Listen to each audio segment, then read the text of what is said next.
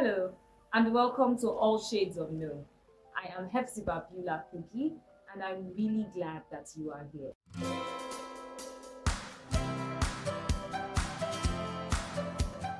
Now, this channel exists to create a bridge between academics, career, and life in general.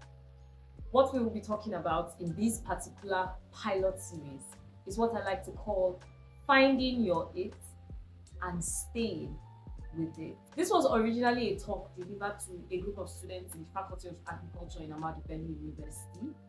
And thanks to their partnership and encouragement from a lot of people, it has grown into this very short YouTube series that I will be sharing with you so that you can access it and learn from it over time. We will talk about identity, skills, career, growth, and most especially outside of the classroom. This is not to say your degree is not important, but it does not define you or your outcome.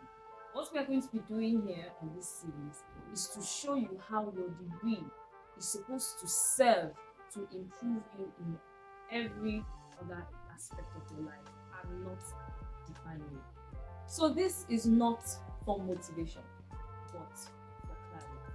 Personally, I am a computer engineer by profession. I am equally a writer, a musician, and a public speaker. I know what you're thinking. That's a lot to put together on one person, and they are not exactly related. But this just goes to show that all these things I do are not there to compete with one another, but they are supposed to complement one another and refine me into the individual that I have become today. So sit tight, walk with me, and let us find this clarity together. Thank you. Welcome back to All Shades of No, and we are going to dive right into it. So I have some notes here that will help me keep my train of thoughts. Just follow along. Like I said, our topic is finding your it in quotation marks and staying with it. What do I mean by your it? Now, you would all agree with me that we all have that thing or those things that tick our boxes, that does it for us. That thing that you can do for a very long period of time, not having to check the time, not wondering how much time has passed. And whenever you do it, you just seem to, come alive. It comes naturally, not always naturally to you, but it comes easy. Yeah, that is what I like to refer to as your or my it. There are so many ways that your it can be expressed, right? It is expressed in 4 different ways. I like to classify it in 4 different ways. So your it can be a talent, an interest, skill, or knowledge. Talent, we all know what talent is, right? Something you were born with, something that comes to you naturally. You didn't exactly have to learn it from anywhere, but you just discovered that you could do it. Something that comes easy to you, that you don't have to put in too much effort to do. Something that you are naturally good at. We would consider those talents, right? Now, aside from talents, we now have interests. I like to call them learned talents. That is, you picked interest in it. It's not something you naturally did. You could say that at some point in your life, this was the point at which you started becoming interested in this thing. You picked interest in it, you learned it, you grew to like it, and it started to come easy to you. So that's number 2, interest. Then we have skill. Skill is something that you have learned over time and have become an expert at. Yeah, it's possible to have interest, but for it not to be a skill. So a skill is something that you have mastered, and it is possible for you to be skilled at something you're not interested in. So that is why it is separated. Some people have picked up certain skills out of necessity and not out of interest. Then we have knowledge. There are things that you can become knowledgeable about over time, maybe as a result of your environment, right? something that you just come to know. Interest can also influence knowledge.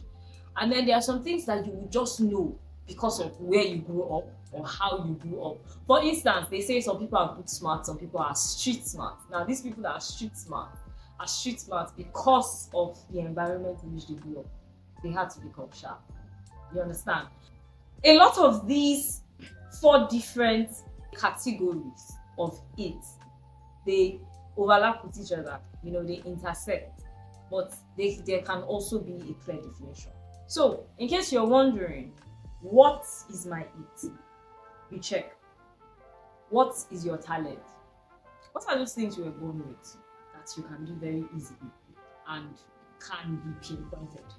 Then secondly, what have you picked interest in?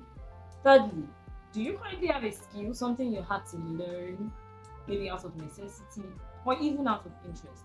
And then what are you most knowledgeable about? Those are the four things to look at. When you now find out, okay, what this thing is, how do you find it, or how do you pinpoint it, or where does it show up, right? And there are so many ways that these things find expression. At home, it could be something that you usually do at home. It could even be chores, right? It could be one of the household chores that you discover that you always gravitate towards. And then it could show up at school, certain subject that you are really good at, or those aspects of school. It could even be something extracurricular, something that you could hold on to and say, okay, I enjoy this, or I like this, I do this. And then we have religious institutions. It could be at church. For instance, people that sing in church. There are so many working groups or things that people come together to do in church where someone will stand out and will be like, oh, this person is, in church, there are different categories. There are people that sing, there are people that preach, there are people that teach, and stuff like that. So you can find out what your it is by observing how you show up in these different places. Even in your community, amongst your friends, when you go out to play or when you hang out with each other, what is that aspect of that particular gathering or that coming together? What is that role that you usually play when you and your friends gather together? When you deliberately take note of these things, you can be able to pinpoint and say, okay, I think this is my it. We spoke about talents, interests, skills, and knowledge. I'm going to try to give an example so that we can create clear distinctions between the four of them. Now, when I introduced myself, I said I was a computer engineer, a writer, a musician, and a public speaker. I am going to categorize these four things under this. The first one I mentioned is talent. I would say, as a talent, being a writer is something that just came to me. I started writing since I was in primary school. I'd say primary 6. It wasn't something someone had to sit me down and say, okay, when you do like this and you do like this and you do like this, you have written something good. I just discovered that I liked to express myself in writing. Like, I think a lot, and the next thing that'll come to me is, let me write it down. And of course, I started writing poems, then I moved to writing stories, and before you know it, I could gather a particular train of thought and write something comprehensive with pen and paper. I discovered that I was good at it because I would write something, show it to my teacher back then in primary school, and she'd be like, oh, this is good. In fact, when I wrote poems, she'd ask me to stand in front of the class and read it out to the class. So it's like she was using me as the example. I was a good student. But the point is, talents are not exactly learned. You can develop them, but they come with you. So what's that thing that is follow up for you? I also said I am a computer engineer. I would categorize that under interest. With time, as I grew up and with the encouragement of people, I became interested in technology. It was also as a result of where I grew up. I grew up around computers and stuff like that. And I picked interest. So I decided to take it further into skill and what? Knowledge. Now, things like talent and interest can also be developed into skills and into knowledge. Like I said before, all four can interlap, can overlap, can intersect, but it is very good to create a clear distinction and know, okay, where does this originate from and how further do I have to take it? Something like writing now is a talent. Because I paid attention to it, it became an interest. Then I developed skills to enhance it. And knowledge automatically comes to development. Now, I equally said I'm a musician. That one is an intersection between talent and interest. I could sing because there are people that can sing, but they don't exactly do anything with it. So I could sing, and I was also interested in music. So putting the two together, it became a skill. Then there's the aspect of public speaking. What I'm doing now, in fact, what I did that made me to now turn this into a course. It was a talk that I delivered to a group of students. And that came based off of my knowledge. People said, okay, we see that you know a lot about this kind of thing, you're good at this kind of thing. How about you come and you talk to people about it? So as a result of knowledge, I developed public speaking as a skill and an interest. Some of these things is also due to what? Temperament. I am an extrovert and a sanguine by nature. It is very easy for me to talk. I have also learned to articulate my thoughts through writing.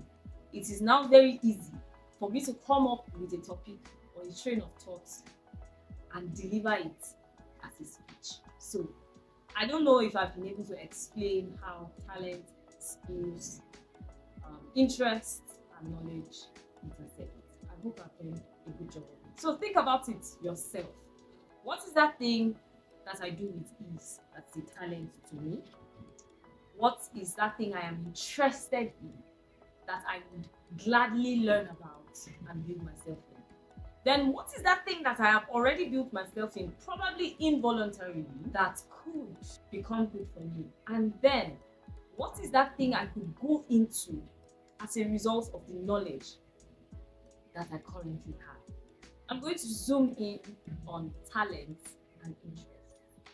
When it comes to talent and interest, there are two ways in which they show up. Number one, they are inherent, and number two, they are learned. Like we said, talents are things that come easily to you that you didn't exactly have to learn, but you can become better at. And then interests are things that along the way you picked it up, you're like, oh, I think I like this, and then you gave it attention. People's interests can come solely because of where they find themselves, what is obtainable in their environment. So that is a learned interest. It's possible to have a talent but not even know, because there is no opportunity for expression. It is not something that is sought after where you are. Yes. So it's possible to even have a talent and not be interested in it. So this is how talent and interest intersect. Now, there are those things that are inherent in that you can't help it. It is just who you are. You have to do it. So when you're looking for your talents and your interests, you look out for those two things. Okay, what are those things that I can't help but do? I don't feel complete until I do them. I'm going to give a very odd example. For instance, there are those people that are really good at lying. They lie even when there is absolutely no need to lie. This question that you were just asked, you could have just said the truth and moved on.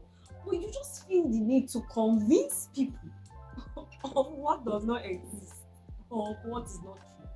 A lot of them, it starts as they just want to mess with people. But this kind of people are very convincing. I know that you would say, oh, lying is something that it's not a good trait, right?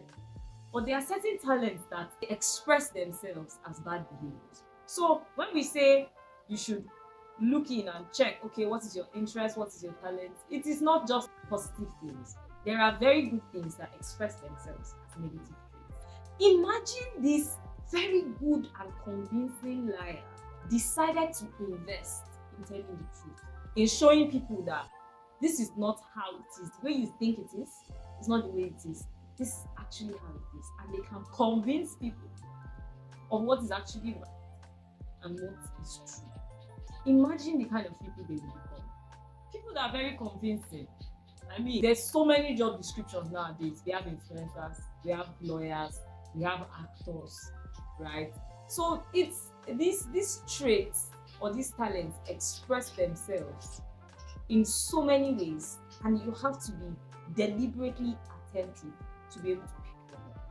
So it's not just, oh, I can sing, oh, I can dance. Yeah, those are pretty good stuff. But there are certain things about you that they are talents, but they are hiding somewhere. In fact, they are probably things that people look down on, that people talk negative about. For instance, people who talk a lot. You say, oh, this person talks too much. Imagine if this person is able to hone that trait, because talking isn't easy.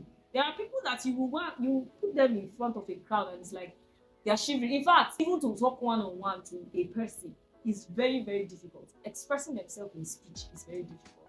But here is somebody that can just talk for African, like, and then you now keep talking the person down and they are making you feel like, oh, there's something wrong with you. Why do you talk a lot? Yes, talking when it is not necessary is not good. But the point is that that is a skill, that is a talent that is expressing itself. But because people talk negative about it, you then try to suppress it, you then try to hide it, you then try to change yourself. No, that is your it.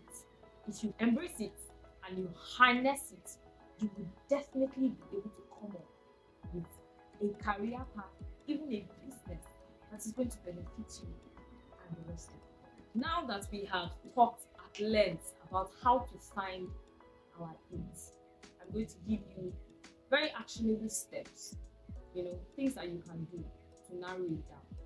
Number one, ask yourself. I think what we have been doing so far is asking ourselves, okay, what's that thing I like? What's that thing I do? Me. Now, there are a lot of people that don't rate themselves. So, even though this is not a motivational session to make you like yourself, if you don't rate yourself, I have another alternative. What do other people say about you? What is that thing that people often point out or compliment you about? I don't know whether to call it humility. You just shoot it down. This thing, suddenly you look like you have sense. You're really good at this thing, or when it comes to this thing, you're not fire. Those kind of smooth compliments that people give you when you do certain things, and then you just brush it off. Just free me, and it makes you uncomfortable. You should stop avoiding those compliments. Sit down, think about it again. Okay, could there be more to this compliment? Can I take this thing and refine it and bring out something good for me? It may not even be something positive, but you can now sit down, okay, if this is something that people say I'm really good at, I'm probably using it for bad right now. But what if I decided to use it for good? How is that going to do? Now, after you have asked yourself and you have asked people, here is another thing you can do. Ask God. Personally, I am a Christian, and whatever religion you practice or whatever God you worship, for me, the God of the Bible has said a lot of things about those of us that have crossed over from the kingdom of darkness into his marvelous light. Generally, as Christians, there are those things that God has said we are. God also communicates to Christians individually.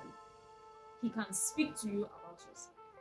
He can give you promises for yourself, for your life. So, if you do have a relationship with God or with God relationship, what are those things that he has said about you as a person? What are these things that he has brought to your attention? When you read your Bible, when you read books, what are those things that jump out at you? What are those things that give you hope? What are those things that give you clarity? What is the person that created you saying about you? If you can answer these three questions, ask yourself, ask people, passport, I don't think you will have any difficulties finding your it. Now, after you find your it is not enough to not just know what it is. What's the way forward? How does this become useful? And how do you move on from here? That is what we are going to be looking at in the next video. Stay tuned and let us continue on this journey together. Bye and see you in the next one.